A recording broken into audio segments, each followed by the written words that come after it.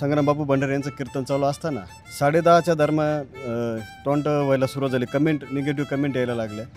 ज्या टायमाला संग्रामबापू आपल्या शिवाजी महाराजांचा प्रसंग सांगत होते, त्या प्रसंगामध्ये अब्दुल्ला 1.5 मिनिटात कसा ठोकला हे वाक्य आलं आणि त्यानंतर खालून एक मेसेज असा आला की अभंगावर बोला, हे 4थीचे धडे आम्हाला सांगू नका. हा पूर्वज नियोजितच कट होता. तर आमच्याकडे त्याचा पूर्ण व्हिडिओ आहे, त्याच्यामध्ये राजकारणावर एकही शब्द बोललेला नाही. कधी घडलं होतं असं प्रकार? अजिबात नाही घडलं. काही कीर्तनात चालू असताना समजा महाराज काही राजकारणावर बोलले होते का? नाही, राजकारणावर काहीच बोलले नाही. म्हणजे कीर्तनात ते शिवाजी महाराजांचा किस्सा सांगत होते. बस त्याच्यावर आक्षेप होता का? आक्षेप होता. सर्व प्री प्लॅनिंग करून महाराजांचं कीर्तन उधळून लावण्याचा पूर्णपणे प्रयत्न होता.